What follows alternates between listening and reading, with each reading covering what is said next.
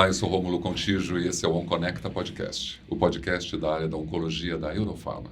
Você já sabe, o OnConecta Podcast traz informações importantes, temas relevantes sobre oncologia. Você já está acostumado com os nossos episódios. Hoje nós vamos falar sobre o câncer de mama.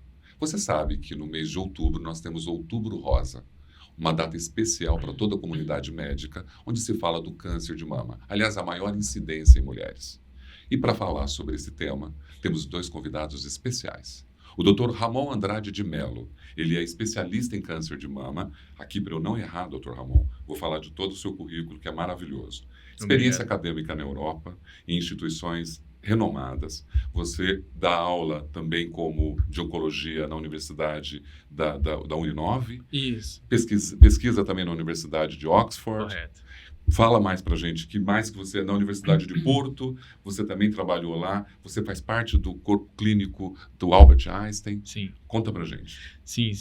Tive a oportunidade de trabalhar 12 anos fora, na Europa, né? Fazendo, portanto, a residência no Instituto Português de Oncologia, depois doutorado na Universidade do Porto, onde eu tive como professor durante 10 anos, né, seguido do cargo de professor titular da Universidade do Algarve, mas recentemente uma grande colaboração aí como pesquisador da Universidade de Oxford, no Reino Unido, né, e ainda estou como professor e supervisor de orientação de mestrado e doutorado, né, no nosso programa de pós-graduação em medicina da Universidade 9 de Julho, que conta aí com uma série de parcerias internacionais na área de pesquisa e desenvolvimento de tecnologia, né, que são muito importantes aqui para o aprimoramento e tratamento do câncer aqui na população de uma forma geral. Excelente, seja bem-vindo, viu? Muito obrigado. É uma honra para a gente aqui no OnConecta receber um profissional como você. Prazer. Claro que junto com você, doutora Priscila Giacom, você faz parte do AC Cancer Center também e do Hospital da Mulher. Hoje Hospital da Mulher, né? Isso. Antigamente ele era Pérola Byton. Isso, antigo Hospital Pérola Byton, que virou o Hospital da Mulher de São Paulo. Você é ginecologista? Sou ginecologista. Especialista em cânceres e fiz tumores? Especialização em ginecologia oncológica. Trabalho com ginecologia geral, obstetrícia e ginecologia oncológica. Exatamente. No AC Camargo, no Hospital da Mulher de São Paulo, na Unifesp. É isso. Hoje, você sabe, o OnConecta ele é direcionado para a comunidade médica, médicos, enfermeiros, farmacêuticos. A gente quer trazer informações que agreguem à carreira e que possam ser interessantes na história de cada um de vocês. Com certeza. E falar sobre o câncer num período como esse é super importante, né? Sim, o câncer é muito importante, né? Hoje em dia você sabe que está entre as doenças mais prevalentes, né? No Brasil e não só, fora do... Fora eu fiz também uma pesquisa para a gente começar o OnConecta.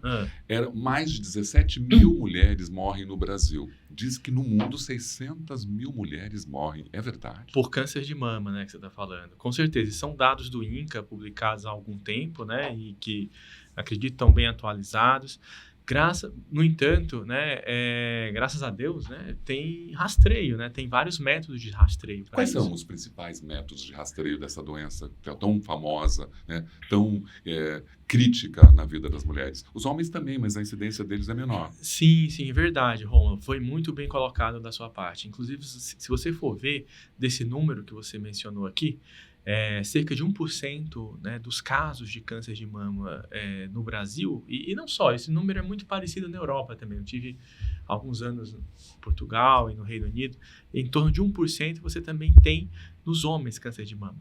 E existe método de rastreio para isso, né? O pessoal que está assistindo a gente aí, né, é importante lembrar que a mamografia é um dos principais métodos de rastreio, né, ou seja, o mais consolidado, né, vamos dizer assim, né, para o rastreio do câncer de mama. E existe, inclusive, um período que você pode fazer. Normalmente é a partir dos 50 anos, mas tem alguns guidelines que orientam você ter um exame basal em torno dos 40 também, para poder servir de comparador mais para frente. A Priscila também, como ginecologista, tem essa relação dessa incidência em mulheres em relação ao câncer? Como que a ginecologia trata isso? Na verdade, a gente acaba sendo nós os responsáveis por iniciar o rastreamento. Sim. Então, a gente que vai solicitar os exames, que vai examinar a paciente, que vai receber essa paciente com uma queixa de nódulo, elas vêm numa consulta com o ginecologista quando percebem essa alteração. E aí o nosso papel é exatamente o de pedir os exames para as pacientes sintomáticas e para as pacientes assintomáticas fazer o rastreamento, que permite que a gente faça um diagnóstico numa fase mais precoce do câncer, o que faz toda a diferença no tratamento dessa paciente. Com certeza. Claro que o rastreamento é das atitudes mais importantes. Essa questão da faixa etária, o rastreamento é feito, inclusive, para as pessoas mais jovens hoje em dia, ou não? Está respeitando essas idades que você comentou? Rômulo, é aquilo que a gente começou a falar. Existe aquilo que está bem consolidado, mas existem situações especiais, né? Principalmente, por exemplo, mulheres que vêm de famílias com fatores de risco. O estilo de vida, então, interfere diretamente nisso. Estilo de vida também, história familiar, né? Inclusive até alguns fatores genéticos que a gente pode comentar um pouco mais para frente, como a mutação do gene BRCA também, que é o BRCA. Então, tudo isso aí pode trazer essa indicação, essa recomendação do rastreio mais cedo, não é verdade? De um rastreamento Priscila? mais precoce, exatamente. Isso. A gente, às vezes, começa um pouco antes nas pacientes que têm história familiar de câncer de mama, principalmente. Acho que é o principal fator de risco, Com é a história certeza. familiar. Então, as pacientes que têm uma história familiar de parente de primeiro grau, elas são rastreadas, às vezes, um pouco diferente das pacientes da população geral. Que tipo de exame deve ser feito para diagnosticar o câncer de mama? Olha, quer falar, Priscila? Principalmente a mamografia, ultrassom de mama como um complemento em várias situações. E aí, a partir daí, numa alteração, é indicada uma biópsia. E aí depois ela vai para o mastologista e para o oncologista. Mas normalmente, só completando o que a Priscila estava falando, né, quando você tem uma lesão característica, né, porque uma coisa é verdade, Rômulo, eu vejo assim que as mulheres se cuidam muito, né? Você vê muita mulher fazendo, porque elas já são habituadas desde pequenininhas irem para o ginecologista e assim, numa situação dessa onde você encontra uma lesão suspeita, né? A mamografia ela traz alterações que a gente classifica de acordo com o método BIRADS, né? Então você tem uma classificação BIRADS que vai normalmente até 4, né? Na verdade vai até mais, vai até 6, né? Mas assim, o BIRADS 4 já é aquele tipo de lesão, né, Priscila, que é altamente suspeita de câncer. Tem 50% de risco de ser câncer. Isso, e a partir daí a gente pode indicar uma biópsia, né, que normalmente é uma core biopsy, né, quando a gente tem uma indicação, ou uma PAF, se você... Né? Uma motomia, né? Então, tem vários métodos que a gente pode utilizar para fazer... Mas a taxa de mortalidade ainda é muito alta, né? Eu acho que quase 200 mil mulheres morrendo no ano é muita coisa. Mas a doença é muito prevalente, então a gente tem uma incidência muito alta de câncer de mama. É o principal tipo de câncer em mulher no mundo inteiro, tirando os cânceres de pele. Então ele é o câncer mais frequente. Isso aqui no Brasil, né? Principalmente pela nossa incidência de câncer de pele por conta da radiação. E, doutor Ramon, existe subtipos moleculares do câncer? Existe. Inclusive, esses subtipos moleculares, eles são muito importantes na hora do médico, no caso do médico oncologista, né, decidir, portanto, os tratamentos neoadjuvante e adjuvante, né, que a gente utiliza em combinação com os cirurgiões mastologistas para o tratamento e os radioterapeutas para o tratamento dessa doença. Então, basicamente, nós temos os subtipos luminais, né, luminal A, luminal B, né, nós temos os triplo negativos basal-like e temos os HER2 positivos também. No ano passado, na ASCO, por conta de uma medicação, o trastuzumab deruxtecan, né? Então a gente começou a pensar também naqueles pacientes que têm o HER2 low. Mas isso aí já é uma outra conversa. Quando a gente nós vamos falar sobre falar sobre isso.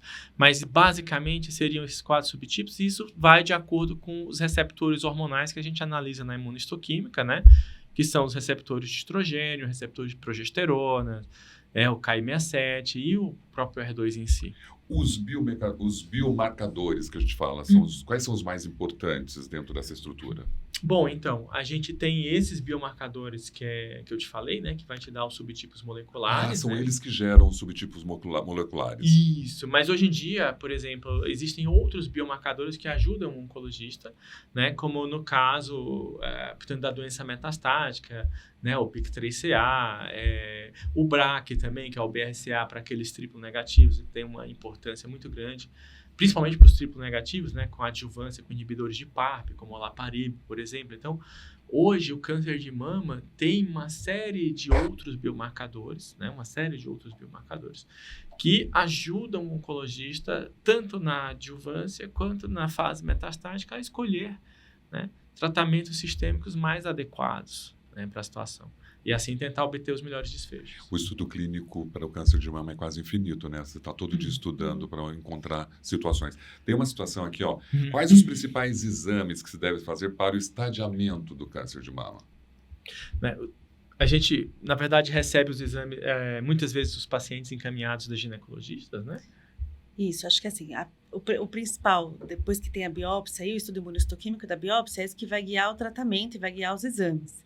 A partir do exame físico e das queixas da paciente, que a gente tem que valorizar quando a gente já sabe que tem um diagnóstico oncológico, a gente geralmente pede tomografias, tórax, abdômen, para ver se tem alguma chance de estar metastático em outros órgãos, mesmo quando a doença é inicial. Sim, e podemos complementar também com cintilografia óssea, né?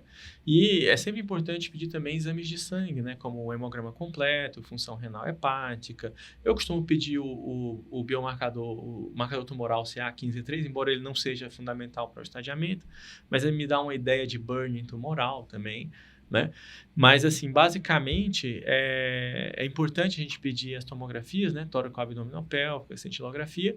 E em alguns pacientes, estágio 3, existem alguns estudos, inclusive eu participei de um estudo no Instituto Português de Oncologia, lá no Porto, em Portugal, onde a gente mostrava que em pacientes estágio 3, o PET scan ele era mais custo-efetivo do que em outros estadios. Então, você pode também ir para o PET scan, que é a tomografia por emissão de pósitrons, né, associada à tomografia computadorizada, né, que usa um contraste especial, que é o 18-FDG, fluorodesoxiglucose, né? Então, o que acontece com esse exame é que, por exemplo, no estágio 3, às vezes nos exames de imagem convencionais, pode escapar alguma lesão ou ter dúvida em algum linfonodo, e aí o PET scan ele tem aquela benesse da captação do FDG que pode tirar essa dúvida. Então, até, por exemplo, evitar um processo cirúrgico, né, local e trazer o paciente direto para o tratamento sistêmico também, direcionando um pouco algo, portanto, a questão mais de acordo com o que vai ser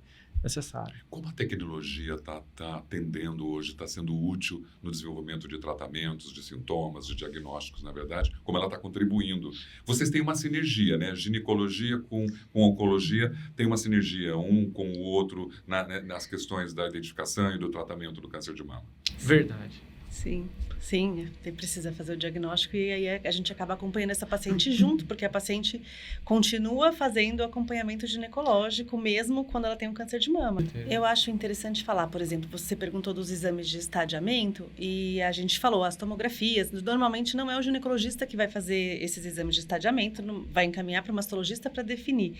O PET, que é o exame que ele referiu, é um exame que acaba sendo importante para as pacientes em estágio 3, tudo de acordo com a visão do oncologista. Não é um exame que o ginecologista vai pedir, porque isso acontece. As pessoas, às vezes, têm essa ideia de que tem um câncer, vamos fazer um PET, e não é para todo mundo. Não é para todo mundo. Na verdade, a tomografia e a cintilografia óssea, ela contempla basicamente 80% da necessidade, da demanda desses pacientes. Então, às vezes há aquela ilusão, não sei se é porque o nome é bonito, né? PET é mais fancy. Ou é porque é um exame que vai descobrir câncer em todos os lugares. Pois, também tem sempre essa superstição popular, mas não, o PET ele tem indicações específicas, né? E de fato é um exame que ajuda bastante quando bem solicitado, quando solicitado com critério. Exatamente. Assim como o biomarcador CA15-3, que ele falou que não é uma coisa que se pede, que a gente vê hoje em dia muitas solicitações de marcadores tumorais, por exemplo, o CA125, o CEA, o CA15-3, com o objetivo de descobrir que tem câncer, né? Então, eu acho que isso é uma coisa que a gente não tem esse objetivo quando a gente faz um marcador nem na mastologia e nem na ginecologia oncológica e nem o oncologista. O objetivo é de acompanhamento, é de melhorar o diagnóstico, é de a gente saber mais como decidir o tratamento do paciente. O nosso Oncopapo está demais com o Dr. Ramon Andrade de Mello e com a doutora Priscila Giacom. Nós falamos sobre prevenção e rastreio aqui no OnConecta, mas eu quero fazer uma pergunta, Dr. Ramon. Quais os impactos do tratamento? Antes de responder, posso convidá-los para um próximo episódio para te falar sobre isso? Pode. Pode, Sim. Priscila? Claro. Você pode acompanhar o OnConecta nas principais plataformas digitais. Obrigado pela sua participação.